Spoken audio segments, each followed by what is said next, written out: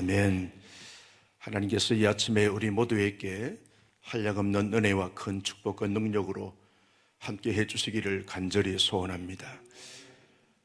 한 주간 조심스럽지만 또 여러 가지 많은 위험성이 있었지만 그 가운데 우리의 삶을 지켜주신 하나님께서 새로운 한 주간도 우리의 영육의 강건함으로 지켜주시고 또 주어진 모든 삶의 영역 속에서 하나님의 역사로 승리하는 그런 강력한 은혜와 축복이 우리 모두에게 넘쳐날 수 있기를 주님의 이름으로 소원합니다. 베드로 사도는 대사도라고 말합니다. 예수님의 수제자이셨고 예수님의 가장 최측근이었고 사랑을 많이 받았던 대표적인 그런 제자였고 사도였습니다. 대사도였기 때문에 베드로의 영향력은 대단했습니다. 당시에 예루살렘을 중심으로 해서 많은 믿음의 사람들에게 아주 영적인 큰 거성이었고 울타리였고 그늘이었습니다. 그리고 디아스포라들에게 예수의 복음 때문에 흩어진 많은 디아스포라들이 이 베드로를 대면하여 베드로의 그 위로와 격려 받기를 손꼽아 기다리고 소망을 했습니다. 베드로가 여러 지역에 다니면서 순회하면서 어렵게 힘들게 신앙생활을 하는 그런 형제 자매들을 돌아볼 때 마치 주님이 오신 것처럼 그렇게 환영하고 지지하고 존경했습니다.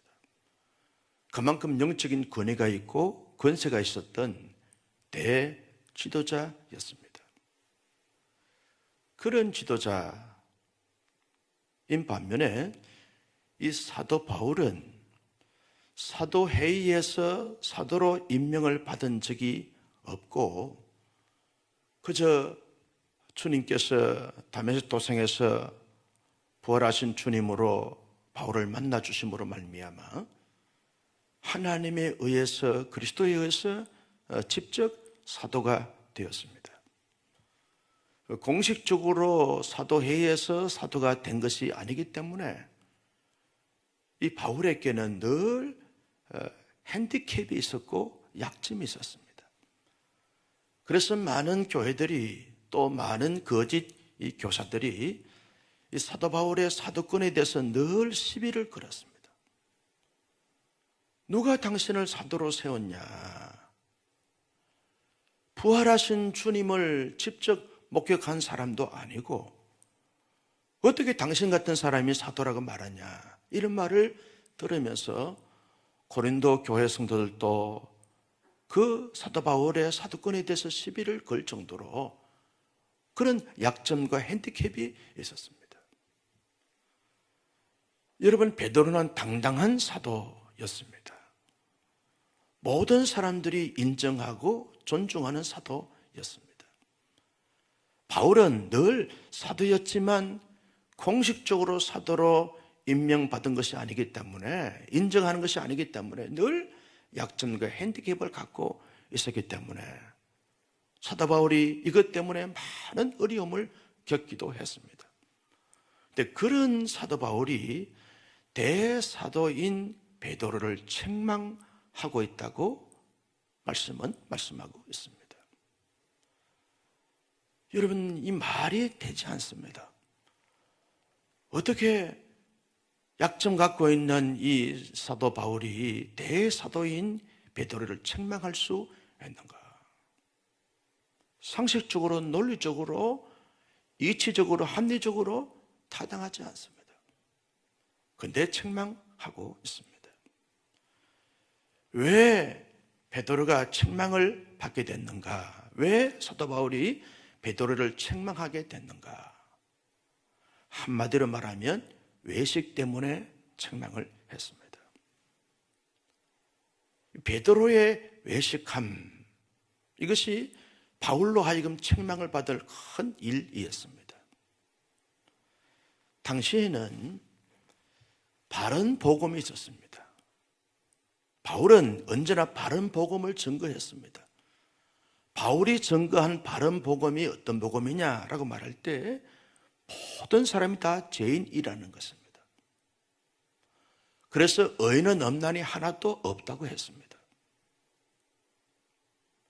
죄인인 인간이 어떻게 의인이 되는가라고 말할 때 이 바울이 증거한 바른 복음은 예수 그리스도를 나의 구주로 영접하고 내 죄를 예수님께서 다 대속하여 주셨다라는 사실을 믿는 믿음을 가지게 되면 하나님께서 의롭다고 인정하시고 예수 그리스도와 함께 죽고 함께 살아난 것이기 때문에 예수 그리스도의 이 참된 복음을 믿음으로 말미암아 의롭게 되어진 것이다. 이게 바울이 증거한 바른 복음의 핵심이었습니다. 그러면 당시에 다른 복음이 뭐냐?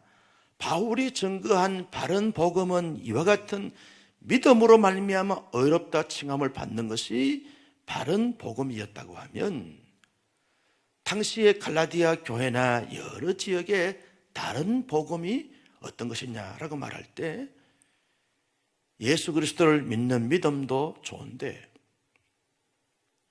반드시 할례를 행해야 된다. 이건 언약의 상징이기 때문에 하나님의 백성이 되어지고 하나님의 나라의 건속이 되어지기 위해서는 반드시 할례를 행해야 된다. 그래야 어렵게 되어지는 것이다. 또 하나는 율법을 행해야만 되어진다. 어떻게 믿음으로만 싱겁게 그렇게 어렵게 될 수 있는가? 뭔가 인간이 자기 의지적으로 노력으로 행함이 있어야 되고 그리고 계명을 지켜야 되고 윤리를 따라야 되고 그렇게 해서 뭔가 거룩성과 신실성이 드러나야만 어렵게 되는 것이 아닌가. 그래서 할례와 율법을 행해야만 어렵게 되어지는 것이다. 그렇게 강조하는 유대 거짓 교사들이 많았습니다. 이런 이제 두 가지 이 복음들이 해제되고 있는 그 가운데 베드로가 안디옥에 갔을 때 이방인들과 함께 음식을 먹고 있었습니다. 저쪽에서 보니까 유대인들이 이렇게 이제 베드로와 이방인들이 함께 음식을 나누고 있을 그 자리에 오는 것입니다. 베드로의 마음속에는 저 유대인들이 반드시 내가 유대인으로서 어떻게 할례 받지 않는 자와 함께 음식을 먹고 교제하느냐 이런 말을 하게 되었으면 이게 보통 문제가 되는 것이 아니다. 어떻게 유대인이 할례 받은 자가 할례 받지 못한 자와 함께 음식을 먹으면서 그렇게 행하느냐. 그래 되면 이 베드로에게는 많은 문제가 되어질 가능성이 있기 때문에 자리를 살짝이 피하여 도망을 갑니다. 바울이 볼 때는 이것이 마치 율법을 행해야 되고 그리고 할례를 받아야만 의롭게 되어지는 것처럼 이렇게 사람들이 혼돈할 수 있고 혼란을 야기시킬 수 있는 행동이 되기 때문에 바울이 베드로를 책망하게 되어진다는 것이죠. 그러면서 바울이 확실하게 갈라디아 교회 성도들에게 선언하고 선포합니다. 하나님의 사람들은 다른 복음을 받아들이거나 추구하거나 따라가는 자들이 아니라 참된 바른 복음, 올바른 복음을 따라서 올바른 복음 안에서 살아가야 한다라고 말하면서 모든 사람들이 다 죄인이다. 의인은 문단이 하나도 없다라고 하는 사실을 먼저 인정해야 된다. 그런데 예수님께서 모든 사람들의 죄를 대선하기 위하여 십자가에 돌아가셨다. 예수님이 십자가에 죽으실 때 모든 죄인들이 갖고 있는 그 죄도 함께 죽은 것이고 모든 죄인이 죽은 것이다. 그리스도의 십자가와 함께 죽은 사람들은 그리스도와 함께 산 자들이 됐다. 그래서 그들 안에 그리스도가 살아 계시는 것이다. 여러분, 예수님을 믿는 믿음의 사람들 마음에는 예수님이 살아 계시는 줄로 믿으시기를 바랍니다. 예수님이 살아 계신다는 거예요. 내 안에 그리스도께서 사신 것이라.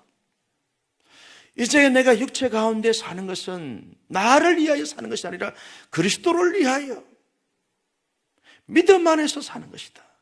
그래서 바울이 말하기를 참된 복음을 따라서 복음의 가치를 추구하며 살아가는 사람들은 언제나 믿음 안에서 복음 안에서 살아가는 자들이 되어야 된다라고는 사실을 강조하고 있습니다. 여러분, 사도 바울이 이 아침에 이 본문을 통해서 우리에게 주는 강력한 메시지가 뭡니까? 아무리 시대가 혼란하고 혼탁하고 바른 복음과 다른 복음이 혼재된 가운데 세상이 흘러간다 할지라도 참된 복음을 가진 하나님의 사람들은 바른 복음을 쫓아서 바른 복음 안에서 살아가야 한다고 이 아침에 우리에게 강조하고 있습니다. 나는 우리 온사랑교회 성도님들은 언제나 참된 복음, 바른 복음, 올바른 복음을 따라서 올바른 복음을 붙잡고 살아가는 하나님의 사람들이 되시기를 주님의 이름으로 축원합니다. 우리는 다 죄인이었습니다. 영원히 멸망과 저주와 심판을 받을 수밖에 없는 죄인이었습니다.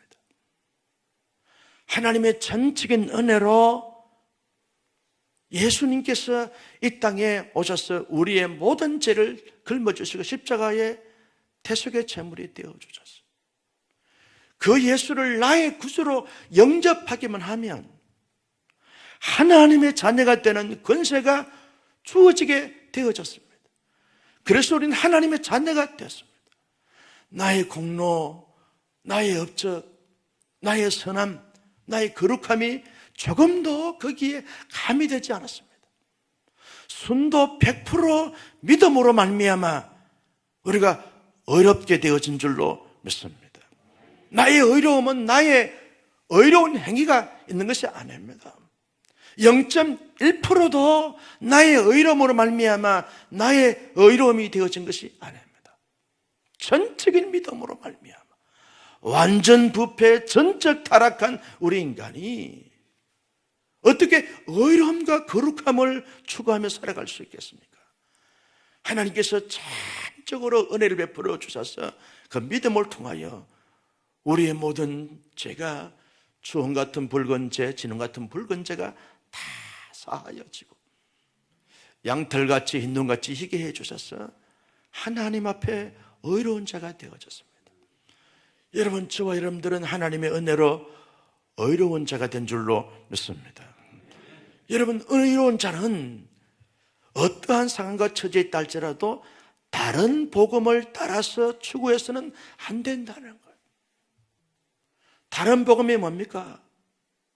아니, 믿음으로 말미암아 어렵게 되어진다라고 하는 그거 말고 뭔가 그래도 그렇지 인간이 행함이 있어야 되고 예배를 잘 드려야 되고 성경 말씀을 열심히 읽어야 되고 그리고 많은 사람들 구제해야 되고 섬겨야 되고 나눠야 되고 베풀어야 되고 그렇게 선행을 해야만 어렵게 되어지는 것이지 어떻게 그것도 행하지 않고 전적인 믿음으로 말미암아서만 어렵게 되어지는가라고 하는 이 주장들, 이 다른 복음들이 아무리 우리 기전에서 울리고 우리를 유혹한다 할지라도 그건 거짓된 복음이야.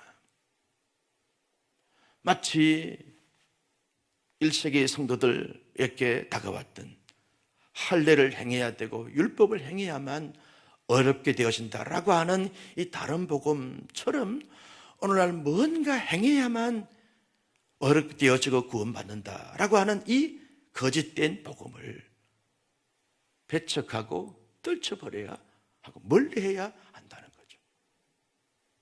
여러분, 요즘 현대 이단들이 얼마나 다른 복음을 증거하고 있습니까?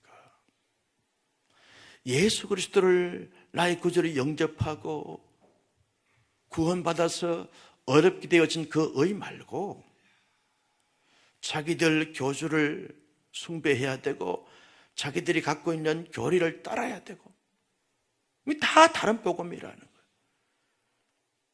여러분, 요즘 아프가니스탄 탈레반 때문에 많은 여성들이 긴장하고 있고 그리고 탈출을 시도하고 있는 가운데 있습니다.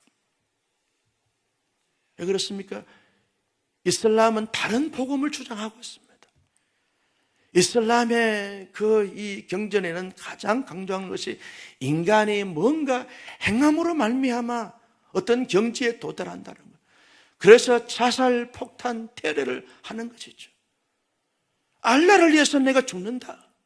심지어는 아버지가 지도자면 자기 아들을 폭탄 테러로 내어줍니다. 너 폭탄 가지고 가면 알라에게 인정받고 알라에게 상을 받는다. 그래서 아들을 폭탄 테러자로 내어보낸다는 거예요. 이 다른 복음이 얼마나 무서운지 몰라. 신천지나 하나님의 교회나 이런 다른 복음은 다 인간이 뭔가 행해야 되고 뭔가 자기들 단체에 소속이 되어서 자기들이 가르치는 교리에 따라가야만 어렵게 되어진다라고, 새로운 천지에 들어갈 수 있다라고 강조하고 있는 이 다른 복음, 이 다른 복음이 현대화돼서 얼마나 우리 주변에 많은 유혹을 하고 미혹을 하고 있는지 모릅니다. 나는 우리 온산하게 성도님들은, 또 온산하게 성도님들 가족들, 모든 가족들은 어떠한 상황과 처지가 주어진다 할지라도 결단코 다른 복음을 용납하지 않는 참된 바른 복음만 쫓아갈 수 있는, 붙잡고 살아갈 수 있는 하나님의 사람들이 될 수 있기를 예수님의 이름으로 축복합니다. 그러한 바른 복음을 쫓아가기 위해서는 언제나 예수님과 함께하는 삶을 살아가야 하는 거죠. 내 안에 그리스도께서 사신 것이라, 이제는 믿음 안에서 사는 것이라 라고 말할 때 언제나 예수님을 내 마음속에 나의 주인으로, 나의 왕으로, 나의 통치자로 늘 모시어드리는 것이죠.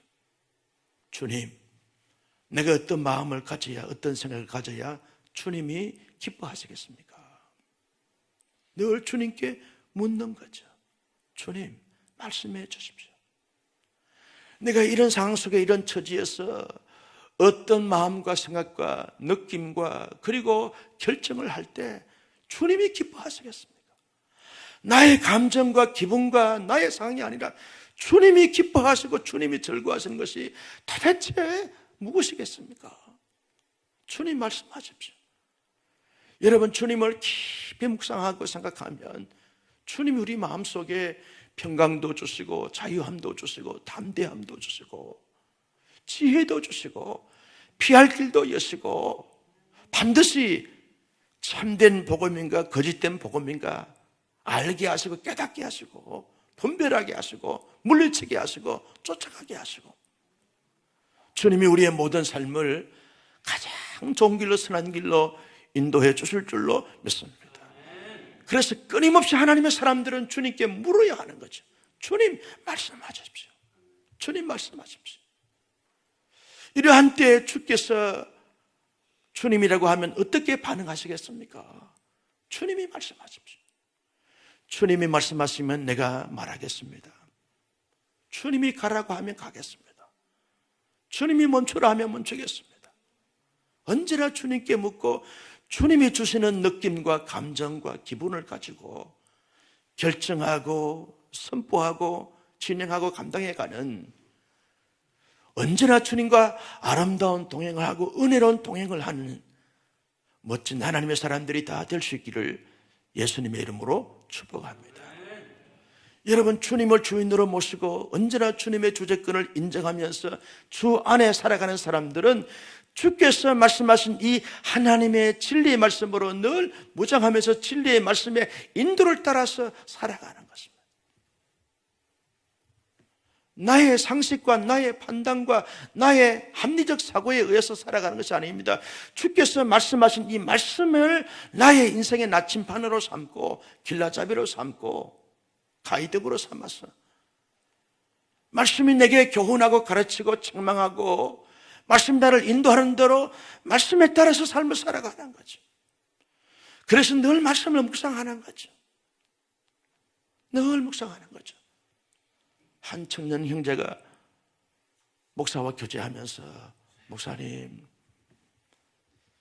자기가 이제 군대에서 이렇게 정신과 병동에서 근무를 했는데 정신과 이 군인들을 상담을 하고 그들의 말을 들으면서 많은 스트레스를 받은 적이 있어서 참 힘들었는데 목사님은 이런저런 사람들의 사연과 사건들을 자꾸 들으면서 어떻게 푸십니까?